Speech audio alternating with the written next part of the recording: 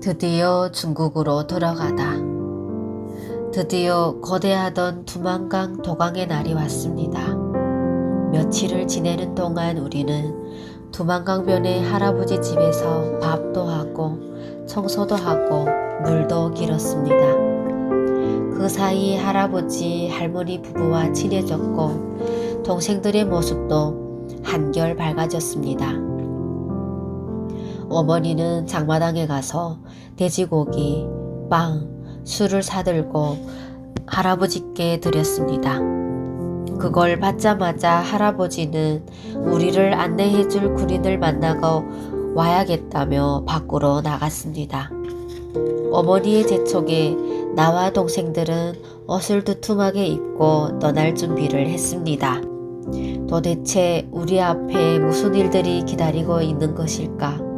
몹시 떨렸습니다. 문이 열리더니 할아버지가 총을 메고 털모자를 꾹 눌러 쓴 군인을 데려왔습니다.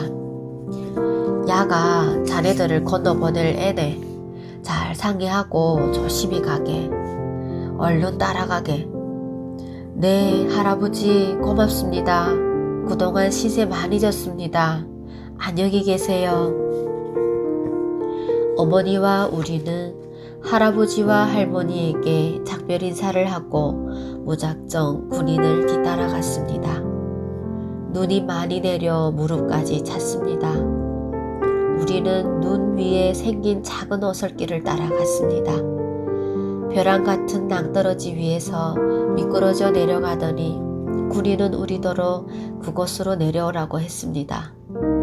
어머니와 나는 동생들을 꼭 잡고 조심스럽게 미끄러져 내려갔습니다. 이제부터 명심해 두르세요. 겨울이니 강이 얼었어요. 강에 들어서면 빨리 걸어가야 해요. 자, 건너가세요. 네, 고맙습니다. 두근거리는 마음으로 우리 가족은 그 어느 때보다 빨리 걸었습니다. 아무 생각이 없었습니다. 오직 들키지 말아야겠다는 생각만 있었습니다. 들키면 죽는다는 생각에 재빨리 행동했습니다. 들키지 않아야 한다는 압박 속에 아슬아슬하고 초조한 마음 때문일까, 낮에 보았던 두만강 늪지대의 폭은 생각보다 넓게 느껴졌습니다. 어서 중국 땅에 도착하고 싶다는 마음뿐이었습니다. 간절한 바람대로 우리는 무사히 중국 땅에 도착했고 아버지와 만나기로 한 약속한 집을 향해 3-4시간을 좋게 걸어야 했습니다. 나와 어머니는 괜찮지만 순영이와 순철이가 걱정이었습니다. 하지만 나의 걱정과 달리 생각보다 잘 따라와주는 동생 순영이와 순철이가 고맙고 대견했습니다. 찻길을 따라 걷고 또 걷는데 그 야밤에 무슨 차들이 그렇게 많이 다니는지 멀리서부터 차가 불을 밝히고 오는 것이 보이면 재빨리 옆에 있는 눈무지에 엎드려야 했습니다.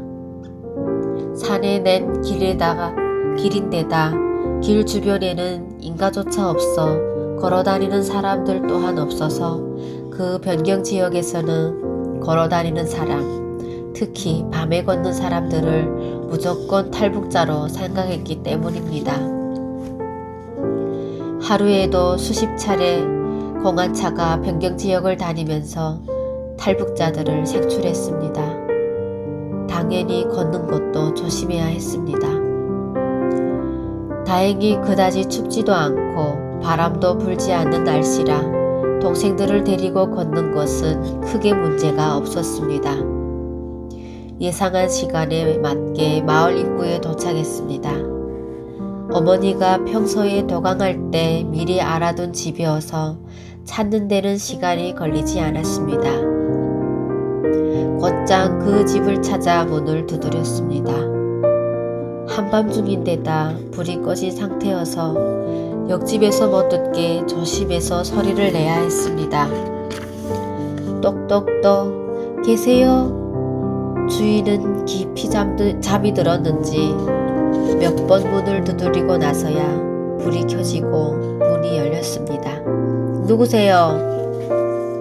저예요. 알아보시겠어요? 아, 네. 얼른 들어오세요. 주인은 여자였습니다. 그는 우리를 들여보내놓고 주변을 살피더니 재빨리 들어와서는 문을 걸었습니다. 저희 애들 아버지는 어디 계시는지요? 아, 그게 지금 그분은 안 계세요. 어디 가셨는지 모릅니다. 아니, 그게 무슨 말씀이신지요? 여기서 만나기로 했는데 왜 약속된 날짜와 시간에 오지 않았습니까? 여기도 지금 공안들이 집집마다 조선에서 온 사람들이 있는지 확인하고 있어요. 들키면 벌금 5,000원을 내야 하는데 어떻게 오랫동안 있겠습니까? 남편분은 약속된 날짜까지도 숨어 살다가 공안들이 너무 많이 다녀서 어쩔 수 없이 먼저 떠났습니다. 아버지를 만나려고 우리 네 식구가 여기까지 어떻게 왔는데 하늘이 무너지는 것 같았습니다. 아버지와 헤어졌으니 이젠 어떻게 한단 말인가. 현관에 있는 신발장에 집에서 출발할 때 아버지가 신고 갔던 신발이 보였습니다. 저거 우리 아버지 신발인데. 그래, 아버지가 신을 바꾸어 신고 가셨어. 신발이 깨졌기에 내가 우리 집에 있는 신을 신겨보냈다. 그랬습니다. 아버지는 집집마다 수색하는 공안들 틈에 숨죽이며 이 집에서 지내다가 약속된 날짜가 되었는데도 우리가 오지 않자 주인에게 등을 떠밀려 떠난 것이었습니다. 이왕 이렇게 온 바에 우린 조선으로 돌아갈 수 없어요. 우리를 시내까지 가게 해주세요. 중국에 친척이 있으니 한번 찾아도 보고요. 어머니는 한참 생각하더니 주인에게 어려운 사정을 이야기했습니다. 달리 방법이 없어 우리는 주인의 대답만 기다렸습니다.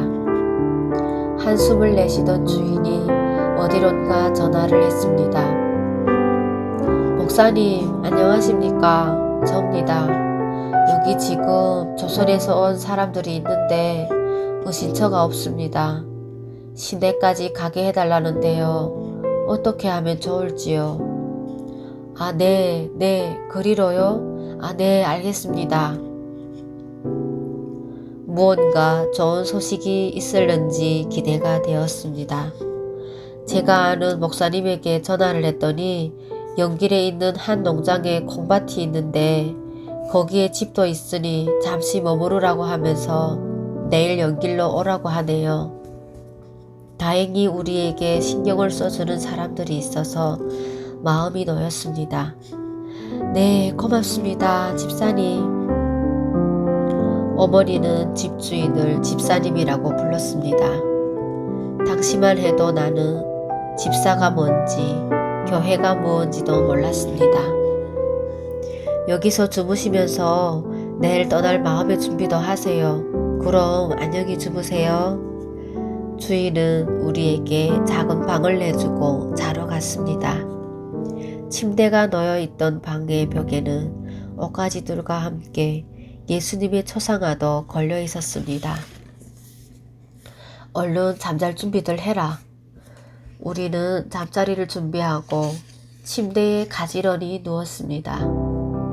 내일 무사히 목적지까지 도착하게 해달라는 간절한 바람을 담아 어떤 신에게 이야기하다가 잠이 들었습니다.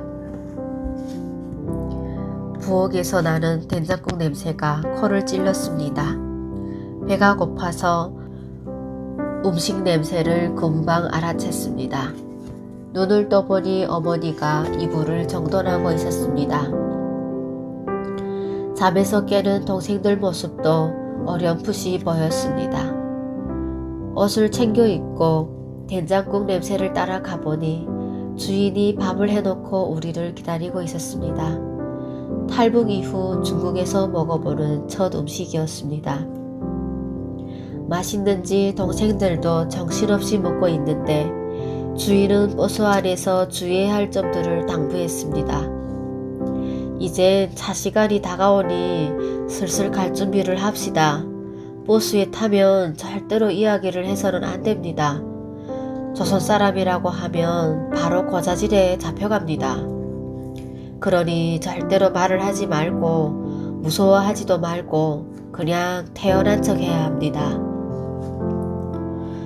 버스로 가는 길에 단속 초소가 몇 개 나오는데 조선 사람들이 너무 많이 건너와서 조선 사람이 있는지를 확인하려고 지나가는 차들을 세워 잡아간다고 했습니다. 그 말을 들으니 더욱 무섭고 이가 달달 떨렸습니다.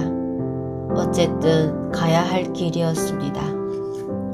식사를 마친 우리는 집을 나와 사람들이 많은 버스 정류장으로 태연하게 웃으며 걸어갔습니다. 밤에 본 중국의 마을들 모습이 다시 보니 새로웠습니다. 기와들의 색깔과 집주인들의 모습, 가로수들, 잘 정돈된 밭들이 지저분한 북한과는 비교되었습니다. 멀리서 버스가 오는 것이 보였습니다. 나는 물론 동생들도 바짝 긴장한 것 같았습니다. 어머니도 아까와는 다르게 태연한 모습이 아니었습니다. 사람들의 뒤를 이어 버스에 올라 맨 뒷자리의 자리를 잡아 눈을 질끈 감았습니다. 그리고 도와달라고 마음속으로 외쳤습니다. 너무도 간절했습니다. 간절한 그 마음이 기도인지는 몰라도 나의 마음속에서 간절하게 외쳤던 시는 그때 작은 수첩에 쓰여있던 바로 그분 하나님이었습니다. 하나님, 우리를 도와주십시오. 부탁입니다. 버스는 떠났습니다. 말이 많은 한족들의 수다가 깃전을 시끄럽게 했습니다. 10분, 20분, 30분, 35분. 초조한 시간이 악몽처럼 흘러가고 있었습니다. 다행히 순조로워 보였습니다. 조금 여유가 생겼지만 여전히 몹시 두려웠습니다. 40분이 지나고 45분이 지났습니다. 시간이 갈수록 초조감은 더해져 속이 잿더미처럼 새까맣게 타들어가는 것만 같았습니다. 그런데 단속 초소가 눈에 띄었고 버스가 멈춰섰습니다. 총을 맨 공안 2명이 구둣발 소리를 요란하게 울리며 열리는 버스 문으로 올라탔습니다. 나는 동생의 손을 꼭 쥐었습니다. 손에서는 땀이 나고 심장은 터질 듯이 빨리 뛰었습니다. 동생도 파랗게 질려 있었습니다. 이리저리 둘러보더니 공안의 눈길이 우리 식구 앞에 멈춰섰습니다. 끝났습니다. 올 것이 오고야 말았습니다. 공안이 다가와서 중국말로 뭐라고 물어보았지만 나는 아무런 대답을 할 수 없었습니다. 버스 안의 사람들 시선이 일제히 우리 쪽으로 쏠렸습니다. 일어나시오. 갑시다. 공안은 다름 아닌 조선족이었습니다. 출발할 때 우리와 함께 버스에 올라탄 아줌마는 창밖으로 눈길을 돌리며 우리를 외면했습니다. 그녀까지 다치지 않게 하기 위해서 우리는 그녀를 모르는 척 해야 했습니다. 우리 식구 넷은 공안을 뒤따라 줄줄이 내렸고 대기하고 있던 차 북송 차량에 실려졌습니다. 아버지도 찾지 못한 채 이렇게 허무하게 중국에 도착한 지 하루 만이었습니다.